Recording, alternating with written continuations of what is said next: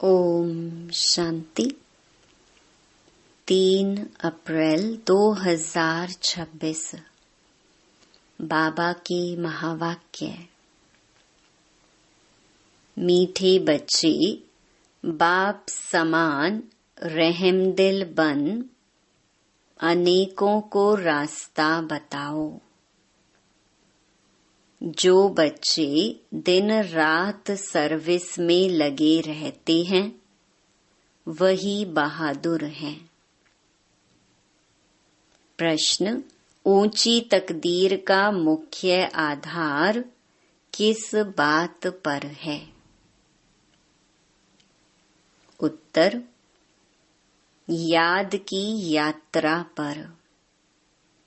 जितना जो याद करता है उतनी ऊंची तकदीर बनाता है। शरीर निर्वाह अर्थ कर्म करते बाप और वर्षे को याद करते रहो तो तकदीर ऊंची बनती जाएगी। गीत: तकदीर जगाकर आई हूँ। ओम शांति। बच्चे जब पैदा होते हैं तो अपने साथ कर्मों अनुसार तकदीर ले आते हैं। कोई साहूकार पास, कोई गरीब के पास जन्म लेते हैं। बाप भी समझते हैं कि वारिस आया है। जैसे जैसे दान पुण्य किया है उस अनुसार जन्म मिलता है। अब तुम मीठे मीठे सिकिलधे बच्चों को कल्प बाद फिर से बाप ने आकर समझाया है। बच्चे भी जानते हैं कि हम अपनी तकदीर ले आए हैं। स्वर्ग की बादशाही की तकदीर ले आए हैं। जिन्होंने अच्छी तरह से जाना है और बाप को याद कर रहे हैं। याद के साथ तकदीर का कनेक्शन है। जन्म लिया है तो बाप की याद भी होनी चाहिए। जितना याद करेंगे उतनी तकदीर ऊंची रहेगी। कितनी सहज बात है। सेकंड में जीवन मुक्ति मिल जाती है। तुम आए हो सुख धाम की तकदीर प्राप्त करने। अभी हर एक पुरुषार्थ कर रहे हैं। हर एक अपने को देख रहे हैं कि हम कैसे पुरुषार्थ कर रहे हैं। जैसे मम्मा बाबा और सर्विसेबल बच्चे पुरुषार्थ करते हैं उनको फॉलो करना चाहिए। सबको बाप का परिचय देना चाहिए। बाप का परिचय दिया तो रचना के आदि मध्य अंत का भी आ जाएगा। ऋषि मुनि आदि कोई भी रचता और रचना के आदि मध्य अंत का नॉलेज दे नहीं सकते। अभी तुम्हारी बुद्धि में सारा चक्कर स्मृति में रहता है। दुनिया में कोई भी बाप और वर्षे को नहीं जानते। तुम बच्चे अब बाप को और अपनी तकदीर को जानते हो। अब बाप को याद करना है। शरीर निर्वाह अर्थ कर्म भी करना है, घर बार भी संभालना है। कोई निर्बंधन है तो वह अच्छी सर्विस कर सकते हैं। बाल बच्चे कोई नहीं तो उनको सर्विस करने का अच्छा चांस है। स्त्री को पति व बच्चों का बंधन होता है। अगर बच्चे नहीं हैं तो बंधन मुक्त ठहरे ना। वह जैसे वानप्रस्थी हो गए। फिर मुक्ति धाम में जाने के लिए संग चाहिए। भक्ति मार्ग में तो संग मिलता है साधुओं आदि का, निवृत्ति मार्ग वालों का। वह निवृत्ति मार्ग वाले प्रवृत्ति मार्ग का वर्षा दिला न सके। तुम बच्चे ही दिला सकते हो। तुमको बाप ने रास्ता बताया है। भारत की हिस्ट्री ज्योग्राफी 84 जन्मों की बैठ समझाओ। भारतवासी ही 84 जन्म लेते हैं, एक की बात नहीं है। सूर्यवंशी, सो फिर चंद्रवंशी, फिर वैश्यवंशी घराने में आते हैं। नंबरवार तो होते हैं ना। भारत का पहला नंबर प्रिंस है श्री कृष्ण, जिसको झूले में झुलाते हैं। दूसरे नंबर को झुलाते ही नहीं हैं, क्योंकि कला कम हो गई। जो पहला नंबर है, पूजा उसकी होती है।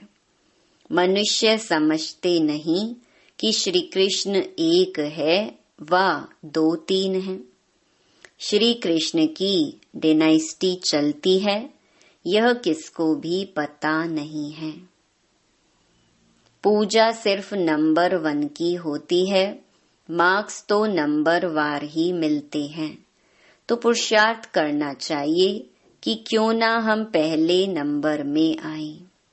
मम्मा बाबा को फॉलो करें, उनकी राजधानी ले लेवे। जो अच्छी सर्विस करेंगे वह अच्छे महाराजा के घर में जन्म लेंगे। वहां तो है ही महाराजा महारानी। उस समय कोई राजा रानी का टाइटल नहीं होता है, वह बाद में शुरू होता है। द्वापर से जब पतित बनते हैं तो उनमें बड़ी प्रॉपर्टी वाले को महाराजा कहा जाता है। फिर राजा का लक़ब कम हो जाता है। फिर जब भक्ति मार्ग होता है तो गरीब साहूकार में फर्क तो रहता है ना। अब तुम बच्चे ही शिव बाबा को याद करते हो और उनसे वर्षा ले रहे हो। और सत्संगों में मनुष्य बैठ कथा सुनाते हैं, मनुष्य को भक्ति सिखलाते हैं। वे ज्ञान देकर सद्गति नहीं कर सकते। वेद शास्त्र आदि सब हैं भक्ति मार्ग के।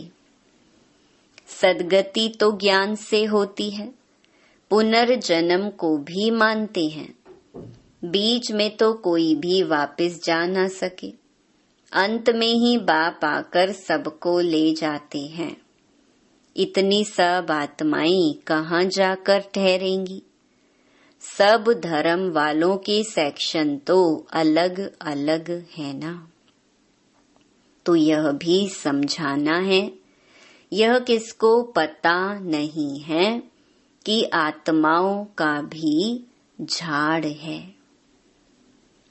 तुम बच्चों की बुद्धि में सारे झाड़ का ज्ञान रहता है। आत्माओं का झाड़ भी है, जीवात्माओं का भी झाड़ है। बच्चे जानते हैं कि हम यह पुराना शरीर छोड़कर घर जा रहे हैं। मैं आत्मा इस शरीर से अलग हूँ। यह समझना गोया जीते जी मरना। आप मोए मर गई दुनिया। मित्र संबंधी आदि सबको छोड़ दिया। पहले पूरी शिक्षा लेकर मर्तबे के अधिकारी बन फिर जाना है। बाप को याद करना तो बहुत सहज है। भल कोई बीमार हो, उनको भी कहते रहना चाहिए कि शिव बाबा को याद करो तो विकर्म विनाश होंगे।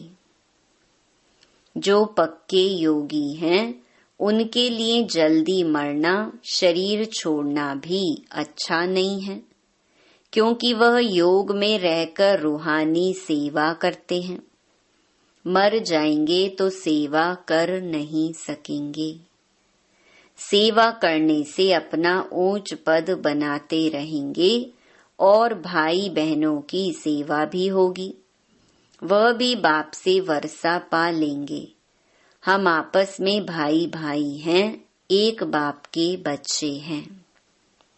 बाप कहते हैं, मुझे याद करो तो विकर्म विनाश होंगे। आगे भी ऐसे कहा था। किसको भी समझा सकते हो, बहन जी अथवा भाई जी, तुम्हारी आत्मा तमो प्रधान बन गई है। जो सतो प्रधान थी, अब फिर तमो प्रधान से सतो प्रधान बन सतो प्रधान दुनिया में चलना है। आत्मा को सतो प्रधान बनाना है याद की यात्रा से। याद का पूरा चार्ट रखना चाहिए, ज्ञान का चार्ट नहीं रख सकेंगे। बाप तो ज्ञान देते रहते हैं, जांच रखनी है कि हमारे ऊपर जो विकर्मों का बोझा है वह कैसे उतरे। इसीलिए याद का चार्ट रखा जाता है। हमने कितना घंटा याद किया। मूल वतन को भी याद करते हैं, फिर नई दुनिया को भी याद करते हैं। उथल पुथल होनी है, उसकी भी तैयारी हो रही है। बॉम्ब आदि भी बनते जाएंगे। एक तरफ कहते हैं कि हम ऐसे ऐसे मौत के लिए सामान बना रहे हैं, दूसरी तरफ कहते मौत का सामान नहीं बनाओ। समुद्र के नीचे भी मारने का सामान रखा है। ऊपर आकर बॉम्ब्स छोड़ फिर समुद्र में चले जाएंगे। ऐसी ऐसी चीजें बनाते रहते हैं। यह अपने ही विनाश के लिए कर रहे हैं। मौत सामने खड़ा है, इतने बड़े बड़े महल बना रहे हैं। तुम जानते हो यह सब मिट्टी में मिल जाएंगे। किनकी दबी रही धूल में लड़ाई जरूर होगी। कोशिश कर पॉकेट सबके खाली करेंगे। चोर भी कितने घुस पड़ते हैं, लड़ाई पर कितना खर्चा करते हैं। ये सब मिट्टी में मिल जाना है। मकान आदि सब गिरेंगे। बॉम्ब आदि गिरने से सृष्टि के 3 भाग खलास हो जाते हैं, बाकी 1 भाग बच जाता है। भारत एक हिस्से में है ना, बाकी तो सब बाद में आए हुए हैं। अभी भारत खंड का ही भाग बचेगा। मौत तो सबका होना ही है, तो क्यों ना हम बाप से पूरा वर्षा ले लेवें। इसीलिए बाप कहते हैं लौकिक संबंधियों से भी तोड़ निभाना है। बाकी बंधन नहीं है तो बाबा राय देंगे कि क्यों नहीं सर्विस पर लग जाते हो। स्वतंत्र हैं तो बहुतों का भला कर सकते हैं। अच्छा कहाँ बाहर ना जाएं तो अपने मित्र संबंधियों पर ही रहम करना चाहिए।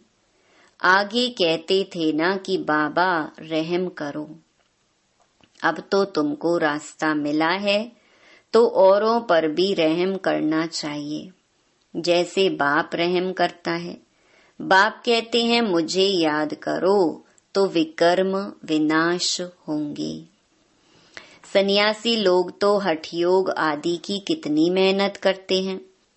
यहाँ तो यह कुछ नहीं है, सिर्फ याद करो तो पाप भस्म हो जाएंगे।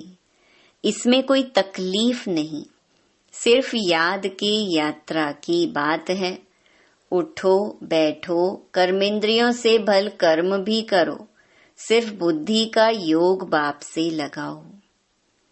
सच्चा सच्चा आशिक बनना है उस माशूक का।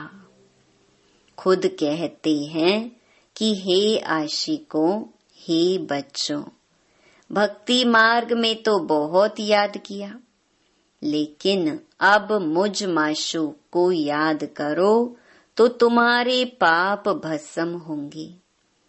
मैं गारंटी करता हूँ, कोई कोई बात शास्त्रों में आ गई है। भगवान द्वारा गीता सुनने से तुम जीवन मुक्ति पाते हो। मनुष्य द्वारा गीता सुनने से जीवन बंध में आ गए हो, सीढ़ी उतरते आए हो। हर एक बात में विचार सागर मंथन करना है, अपनी बुद्धि चलानी है। यह बुद्धि की यात्रा है जिससे विकर्म विनाश होंगे। वेद, शास्त्र, यज्ञ, तप आदि करने से पाप नाश नहीं होंगे, नीचे ही गिरते आए। अभी तुमको ऊपर जाना है, सिर्फ सीढ़ी से कोई समझ नहीं सकेंगे जब तक उस पर कोई समझाए नहीं। जैसे छोटे बच्चे को चित्र दिखाकर सिखाना पड़ता है। यह हाथी है, जब हाथी देखेंगे तो चित्र भी याद आएगा। जैसे तुम्हारी बुद्धि में आ गया है, चित्र में हमेशा छोटी चीज दिखाई जाती है। तुम जानते हो कि वैकुंठ तो बड़ा होगा ना, बड़ी राजधानी होगी, वहाँ हीरे जवाहरातों के महल होते हैं, वह फिर प्रायलोप हो जाते हैं, सब चीजें गायब हो जाती हैं। नहीं तो यह भारत गरीब कैसे बना? साहूकार से गरीब, गरीब से साहूकार बनना है। यह ड्रामा बना बनाया है, इसलिए सीढ़ी पर समझाया जाता है। नए नए आते हैं, उनको समझाने से प्रैक्टिस होगी, मुख खुल जाएगा। सर्विस लायक बच्चों को बनाया जाता है। कई सेंटर्स पर तो बहुत बच्चे अशांति फैलाते रहते हैं। बुद्धि योग बाहर भटकता है तो नुकसान कर देते हैं, वायुमंडल खराब कर देते हैं। नंबर वार तो है ना। फिर बाप कहेगा तुमने पढ़ा नहीं तो यह हाल अपना देखो। दिन प्रतिदिन जास्ती साक्षात्कार होते रहेंगे। पाप करने वालों को सजाएं भी मिलती रहेंगी। फिर कहेंगे नाहेक हमने पाप किया। बाप को सुनाकर प्रायश्चित करने से कुछ कम हो सकता है, नहीं तो वृद्धि होती रहेगी। ऐसा होता रहता है, खुद भी महसूस करेंगे, परंतु फिर कहते क्या करें, हमारी यह आदत मिटती नहीं। इससे तो घर जाकर रही। कोई तो अच्छी सर्विस करते हैं, कोई डिस सर्विस भी करते हैं। हमारी सेना में कौन कौन बहादुर हैं, यह बाप बैठ नाम बताते हैं।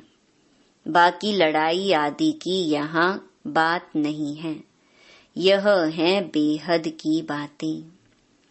अच्छे बच्चे होंगे तो बाप जरूर महिमा भी करेंगे।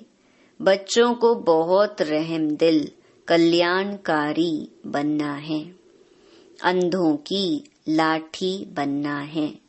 सबको रास्ता बताना है कि बाप को याद करो तो विकर्म विनाश होंगे। पाप आत्मा और पुण्य आत्मा कहते हैं ना, ऐसे थोड़े ही कि अंदर परमात्मा है व आत्मा कोई परमात्मा बन जाती है। यह सब रॉन्ग है। परमात्मा पर थोड़े ही पाप लगता है, उसका तो ड्रामा में पार्ट है सर्विस करने का।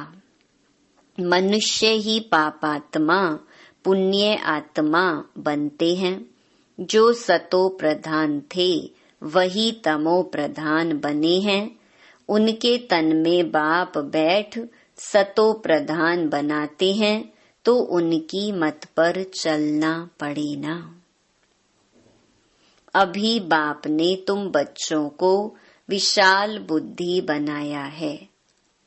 अभी तुम जानते हो कि राजधानी कैसे स्थापन हो रही है।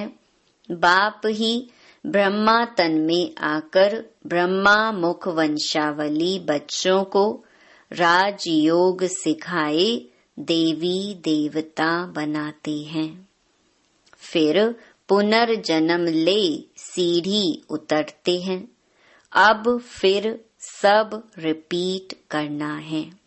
बाप फिर ब्रह्मा द्वारा स्थापना करा रहे हैं।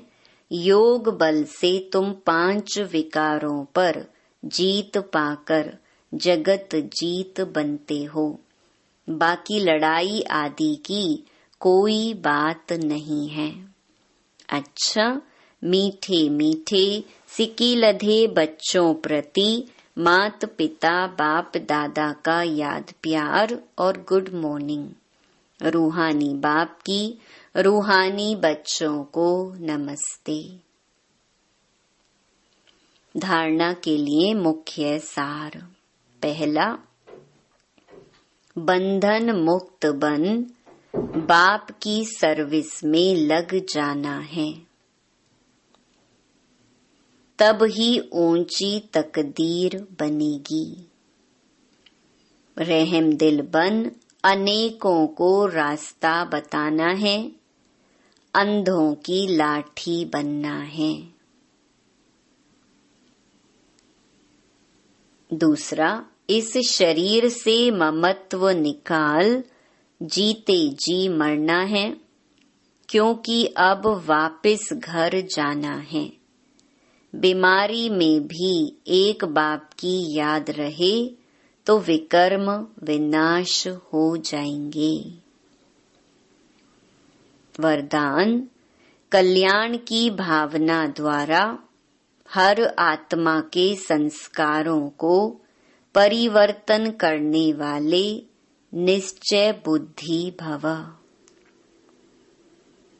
जैसे बाप में 100% निश्चय बुद्धि हो, कोई कितना भी डगमग करने की कोशिश करे लेकिन हो नहीं सकते।